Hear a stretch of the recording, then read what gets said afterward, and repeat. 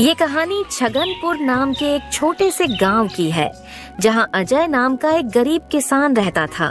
अजय के परिवार में उसके अलावा उसकी पत्नी सीमा और एक बेटा राजू था, जिनके साथ वो बहुत खुशी खुशी रहता था।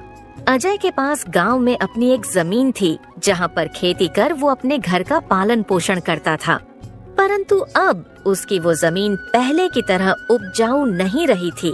धीरे धीरे उसकी जमीन से फसल की पैदावार भी कम होने लगी थी। एक दिन इसी चिंता में वो अपने जमीन के पास बैठा होता है और कमाने का कोई और जरिया सोचने लगता है।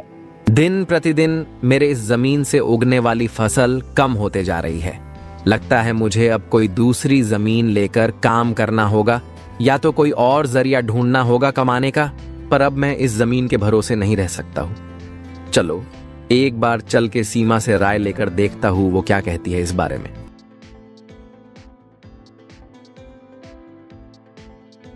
अजय तुरंत खेत से अपने घर की तरफ चल पड़ता है। घर पहुंचकर वो सबसे पहले अपनी पत्नी सीमा को आवाज लगाता है। सीमा जरा यहाँ आना, तो तुमसे एक जरूरी बात करनी है। अजय की आवाज सुनकर सीमा वहाँ आ जाती है। बोलिए, आपने मुझे बुलाया क्या? हाँ सीमा, मुझे तुमसे एक जरूरी विषय पर बात करनी है और तुम्हारी राय जाननी है। हाँ बोलिए, क्या बात है? सीमा, तुम तो जानती हो हमारी जमीन अब पहले की तरह इतनी उपजाऊ नहीं रही है, और अगर मैं ज्यादा खाद वगैरह डालने की कोशिश करूंगा तो कहीं उसकी मिट्टी और खराब ना हो जाए। इसलिए सोच रहा हूँ कि कुछ समय के लिए उस जमीन पर खेती करना छोड़ दूं। हर साल थोड़ी थोड़ी खाद उसमें डालता रहूंगा, जिससे कुछ सालों बाद वो पहले की तरह उपजाऊ हो जाएगी। फिर उसमें खेती करना शुरू कर दूंगा। हाँ, ये ठीक रहेगा। इससे आपकी जमीन भी सही रहेगी और उसमें उगने वाली फसल भी। हाँ, पर तब तक मैं क्या करूं? क्योंकि मेरे पास दूसरी तो कोई जमीन नहीं है, तो घर का खर्च चलाने और राजू के पढ़ाई के लिए कहाँ से पैसे जुटा पाऊंगा? आप एक काम क्यों नहीं करते, एक बार जाकर गांव के जमींदार काका से मिल लीजिए। वो तो बहुत अच्छे और नेक दिल है, वो आपकी जरूर कोई मदद करेंगे। हाँ सीमा, ये ठीक रहेगा, क्योंकि काका अगर कोई नया काम भी करने बोलेंगे तो वो उसमें भी मेरी मदद कर देंगे। ठीक है सीमा, तो मैं कल सुबह सुबह ही काका से मिलने उनके घर चला जाऊंगा।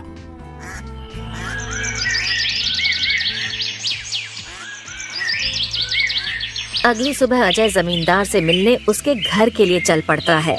जमींदार के घर के बाहर पहुंचकर वो जमींदार को आवाज लगाता काका, है। क्या आप घर पर हो? अजय की आवाज सुनकर जमींदार बाहर आता है। अरे आओ अजय बेटा, बोलो क्या हुआ, कुछ काम था क्या? हाँ काका, आपकी एक मदद चाहिए थी। हाँ बोलो ना बेटा, मैं किस प्रकार तुम्हारी मदद कर सकता हूँ? अजय फटाफट से जमींदार को अपने खेत की हालत बता देता है। तो इसमें परेशान क्या होना बेटा। काका, मेरे पास एक ही जमीन है जिस पर खेती कर मैं अपने घर का खर्च चलाता हूँ, और मैंने आज तक खेती के अलावा कोई दूसरा काम भी कभी किया नहीं। तो अब यही नहीं समझ रहा है मैं क्या करूँ। बेटा, खेती के अलावा दूसरा काम क्यों करना? तुम एक काम करो, मेरे पास गांव के बाहर एक जमीन है, तुम उस पर खेती करो। काका, पर इससे तो आपका नुकसान हो जाएगा। नहीं बेटा, कोई नुकसान नहीं होगा। इसी बहाने तुम मेरी जमीन की देख रेख भी करोगे, क्योंकि अब तो मेरी उम्र भी हो गई है और मेरा बेटा भी शहर में रहता है, तो इससे तुम्हारा भी भला हो जाएगा और मेरी भी थोड़ी जिम्मेदारी कम रहेगी। ठीक है काका, अगर ऐसी बात है तो मैं कल से ही उस खेत पर काम करने चला जाऊंगा। अजय जमींदार को धन्यवाद कहकर वहाँ से अपने घर के लिए निकल जाता है। अजय अपने घर पहुंचकर सीमा को सारी बात बता देता है। ये तो बहुत अच्छा है, यानी आपकी सारी चिंता ही खत्म हो गई। हाँ सीमा, अब मैं काका के खेत पर बहुत मेहनत करूंगा और कोशिश करूंगा कि एक दो और खेत खरीद लूं, क्योंकि भविष्य में ऐसी समस्या आए तो उसके लिए हम तैयार रहे।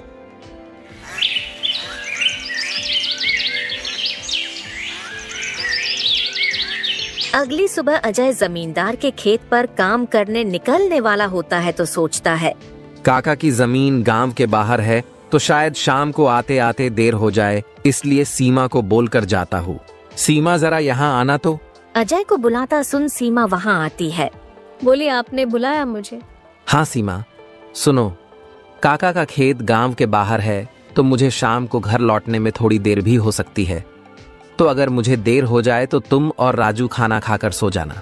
ठीक है, पर अपना ध्यान रखना। और हाँ, 1 मिनट रुकना, मैं आपके खाने का डिब्बा लेकर आती हूँ, वो लेकर ही जाना।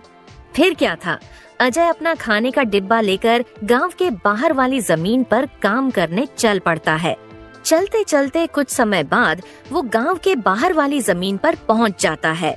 चलो, अब पहुंच गया हूँ तो फटाफट से खेत पर काम करना शुरू कर देता हूँ। अजय अपनी कुदाल उठाकर खेत पर काम करना शुरू कर देता है। अजय को अभी काम करते कुछ समय हुआ ही था कि तभी पीछे से एक सांप आकर उसे काट लेता है। सांप के काटने के कुछ समय में ही अजय चक्कर खाकर वहीं गिर जाता है। यहाँ अजय सांप के काटने से बेहोश हो चुका था, पर गांव के बाहर होने के कारण उसकी खबर अब तक उसके घर वालों को नहीं चलती है। सुबह की अब रात हो जाती है और सीमा अजय का इंतजार कर रही होती है। माँ को इतने परेशान देख राजू पूछता है, क्या हुआ माँ, पिताजी अब तक क्यों नहीं आए? बेटा, तुम्हारे पिताजी आज काम करने जमींदार काका के गांव के बाहर वाली जमीन पर गए हैं और उन्होंने मुझे बोला भी था कि उन्हें आते आते देर हो जाएगी, पर अब कुछ ज्यादा ही समय हो गया है। माँ, आप क्यों फिक्र कर रही हो? पिताजी ने जब बोला था कि उन्हें आने में देर होगी तो कुछ सोच समझकर कहा होगा। एक काम कीजिए, आप जाकर सो जाइए। राजू की बात सुनकर सीमा अपने कमरे में सोने के लिए चली जाती है।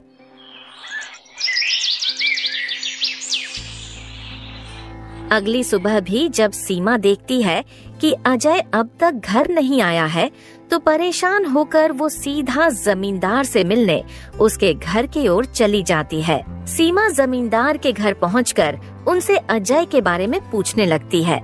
नमस्ते जमींदार काका। नमस्ते बेटी, बताओ कैसे आना हुआ?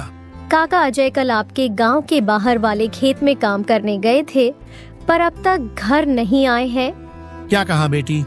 अजय कल गया था और अब तक घर नहीं आया? हाँ काका, उन्होंने मुझे कहा था कि खेत गांव के बाहर है तो आते आते रात हो जाएगी, पर अब तो रात की सुबह हो गई, पर वो अब तक नहीं आए हैं। चिंता मत करो बेटी, मुझे थोड़ा समय दो, मैं अभी किसी को भेजकर पता लगाता हूँ कि अजय कहाँ है। जमींदार तुरंत अपने घर में काम करने वाले घनश्याम को अजय को देखने अपने खेत पर भेजता है। कुछ समय के बाद घनश्याम जमींदार के खेत पर पहुंच जाता है और वहां का दृश्य देखकर वो परेशान हो जाता है। ये क्या, अजय का तो पूरा शरीर नीला पड़ चुका है। मुझे लगता है इसे किसी सांप ने काटा है। मुझे तुरंत जमींदार जी को ये बात बतानी पड़ेगी। घनश्याम वहां से भागते भागते जमींदार के घर के लिए निकल जाता है। घनश्याम जैसे ही जमींदार के घर पहुंचता है, उसके कुछ कहने से पहले ही जमींदार उससे पूछने लगता है, क्या हुआ घनश्याम बेटा, तुम इतना दौड़ते हुए क्यों आए और क्या तुम्हें अजय मिला? घनश्याम जमींदार को सारी बात बता देता है जो उसने खेत में देखी थी। घनश्याम जब जमींदार को सारी बात बता रहा होता है, तभी वहाँ पास में खड़ी सीमा भी सारी बात सुन लेती है और रोने लगती है। घनश्याम, तुम सबसे पहले वैद्य जी को लेकर वहाँ पहुँचो, मैं सीमा बेटी को लेकर वहाँ आता हूँ। घनश्याम को वैद्य जी के पास भेजने के बाद जमींदार सीमा को समझाने लगता है। सीमा बेटी, पहले तो तुम रोना बंद करो और जल्दी से मेरे साथ चलो, क्योंकि तुम्हारे रोने से अजय ठीक नहीं होगा। फिर क्या था, जमींदार सीमा को लेकर अजय को देखने उसके खेत के तरफ निकल जाता है और घनश्याम वैद्य जी को लेने दूसरी तरफ निकल जाता है। जमींदार और सीमा जब वहां पहुंचे तो उन्होंने देखा अजय बेहोश हालात में खेत में गिरा था और उसका पूरा शरीर नीला पड़ चुका था। सीमा अजय के पास बैठकर रोने लगती है। तभी वहां वैद्य जी आ जाते हैं। वैद्य जी के आते ही सीमा वहां से हट जाती है और वैद्य जी अजय की हालत का जायजा लेने लगते हैं। क्या हुआ वैद्य जी, अब कैसी है अजय की हालत? देखिए जमींदार जी, मैं आपको झूठ बोलकर अंधेरे में नहीं रखना चाहता हूँ, पर अजय की हालत बहुत खराब है। वैसे तो मैंने उसे जहर को काटने वाली औषधि दे दी है, परंतु जहर अजय के अंदर कुछ ज्यादा समय तक रह गया है, जिस कारण वो प्रगाढ़ बेहोशी के हालत में चला गया है। प्रगाढ़ बेहोशी, ये क्या होता है वैद्य जी? प्रगाढ़ बेहोशी के हालत में व्यक्ति जीवित तो होता है, परंतु उसके बदन के हिस्से में हलचल नहीं होती है, और ये अब कब होश में आएगा ये भी नहीं कह सकते हैं। वैद्य जी, तो अब हम क्या करें? देखिए जमींदार जी, अब भी के लिए मैं कुछ दवाइयां दे रहा हूँ, उसे समय समय पर पानी में मिलाकर देना, बाकी तो सब ऊपर वाले के भरोसे हैं। वैद्य अजय की हालत का जायजा लेकर और दवा देकर वहाँ से चले गए। फिर कुछ गांव वाले अजय को लाकर उसको उसके घर के बिस्तर पर लिटा देते हैं। देखो सीमा बेटी, तुम बिल्कुल चिंता मत करना। तुम अजय की अच्छे से देखभाल करो, देखना वो बहुत जल्द ठीक हो जाएगा। और तुम्हें अगर किसी भी चीज की कोई भी जरूरत हो तो मुझे जरूर बता देना, और हर महीने मैं तुम्हारे लिए